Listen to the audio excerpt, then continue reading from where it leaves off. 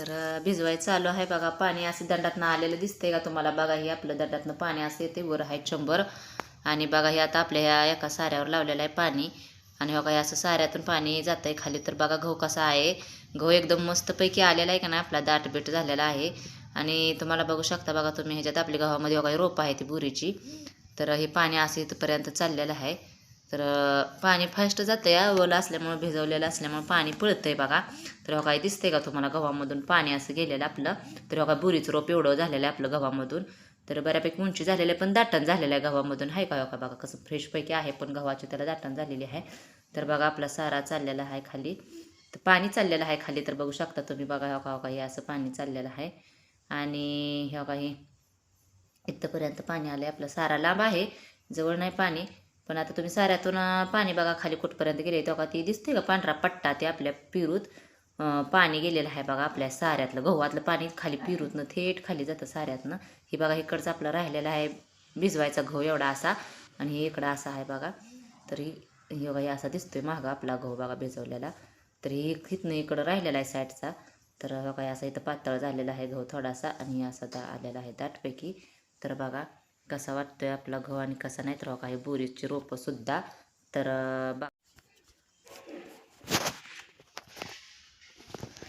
बघा आता सगळं आवरलेलं आहे. आणि आता आवरून बघा सगळं पाऊंड्स पावडर लावते मी बघा. दुसरी काय पावडर कोणती लावत नाही. तर आता ठेवून दिलेली पावडर मस्तपैकी असं आवरून झाले. थोडंसं केसांना तेल लावलं, म्हटलं लयच हे होते ते म्हणून लावून घेतलं बघा. आता सगळं मेकअप आवरून साधा सिंपलचाच मेकअप आहे, पण काही नाही. पण थोडासा हे लावा म्हणलं होतं भंडारा, ते लावून घेतला. आणि तोपर्यंत ह्यांचं पण आवरत होतं आणि माझं पण आवरून झालं होतं. मग म्हणलं आता जायचं होतं मतदान करायला. आमच्या तालुक्यातील मतदान होतं बघा. आता एकदाशी मतदान करून आली बघा. आज होतं आमच्यात मतदान. तर मी आली होती बघा मतदान करून. म्हटलं आता जरा बसावं थोडं. ह्याने गेलो होतं वर बघा. हो काय असं बोटाला लावलेलं आहे. आपलं काम आपण केलं. मतदान हे करायचं असतं विकासाच्या ह्याला. मतदान करून आलेली आहे मी बघा. तर आता जरा वेळ बसती आणि जेवण करायचं आहे बघा. नंतर तर जेवाय वाढायला लागली बघा. ह्यांनी जेवण केलं नव्हतं. आम्ही दोघांनी पण सकाळपासून जेवण केलं नव्हतं. म्हणलं अगोदर मतदान करून यायचं मस्तपैकी आणि मग जेवण करायचं म्हणलं. मग गहू भिजवून झाला होता, मग मतदान करून आलो आम्ही. आणि आता जेवायला घेतलं होतं बघा. ह्यांनी थोडी अंडीची भाजी घेतलेली ह्यांना. तर मी केली होती बटाट्याची आणि त्यात कांदा घालून अशी थोडीशी सुक्कीच भाजी केली होती. जास्त काय पातळ केली नव्हती. मग ते ह्यांना दोन्ही पण दिली, चपाती बी दिली त्यांना. मी पण घेतलं वाढून. म्हणलं दोघांनी मस्तपैकी जेवण घेऊया आता आणि हे करू म्हणलं.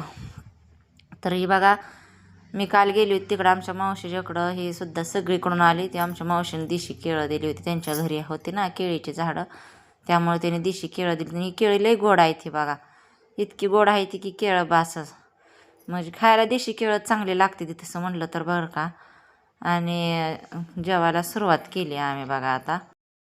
तर बघा आता हे कोथिंबीर आपण बोरीमध्येच लावलेली आहे. पाणी चालू केलेलं आहे आपण बोरीला आणि भुईमुगाला सुद्धा. तर मी भुईमुगातल्या नळ्या ओढत होती बघा. ही कोथिंबीर अशी आपण खायापुरती घरचीच लावलेली आणि चांगली आलेली आहे बघा खायला. तर म्हणलं भुईमुगाला नळ्या ओढावते. जरा बंद केलं तर भुईमुगाचं पाणी. तरी नळ्या ओढून म्हणलं पाणी भुईमुगाला चालू करावतं. आणि अशा नळ्या ओढत होते बघा मी. भुईमुग पाकच सुकला होता त्यामुळं त्याच्या नळ्या वडाल्या.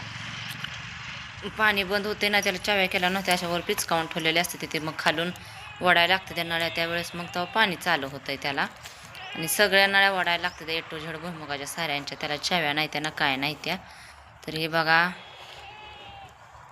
चालू आहे नळ्या वडायला. आणि बघा तर आता नळ्या वडत वडत म्हणलं काम चालू आहे का वडावत्या.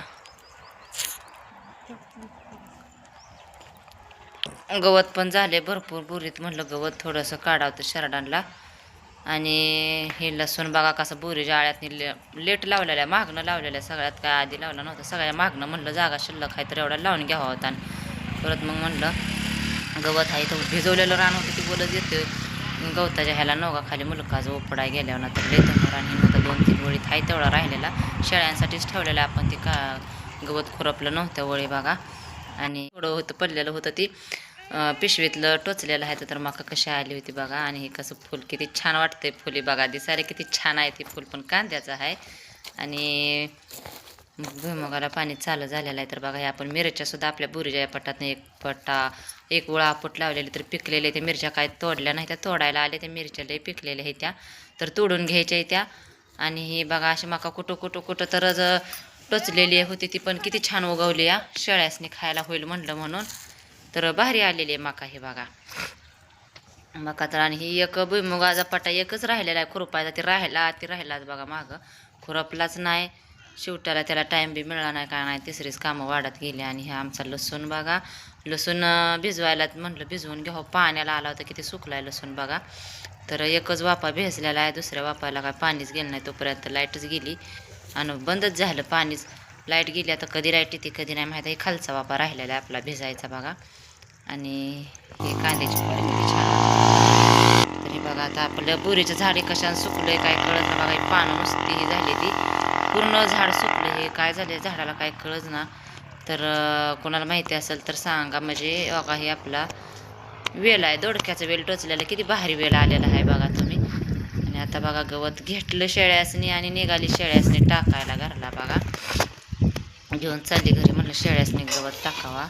तर बघा हे टाकायला आता शेळ्यासनी टाकायला लागते, नाही तर नाही टाकणार वरडते त्या शेळ्याला. मग दारात वरडते, टॉय टॉय टॉय करते त्या. हे असं काम चालू असतंय बघा शेतकऱ्याचं. सगळं झालं का मग काम केल्याशिवाय तर गती नाही बघा. करडासनी पण टाकलं बघा. आणि आमची चंदन आणि कस्तुरी बघा कशी खेळते तरी, छोटंसं बाळ बघा पाण्यात कसं खेळते. किती भांडी त्याच्या पवतनी गोळा झाली, ती ठेवले ती गोळा करून, त्याला पाणी म्हटलं ती पाणी सांडून टाकलंय त्याने. आणि बाळ बघा कसं पाण्यात उभा राहिलं या, किती छान बाळ आहे बघा. बाय सगळ्यांना.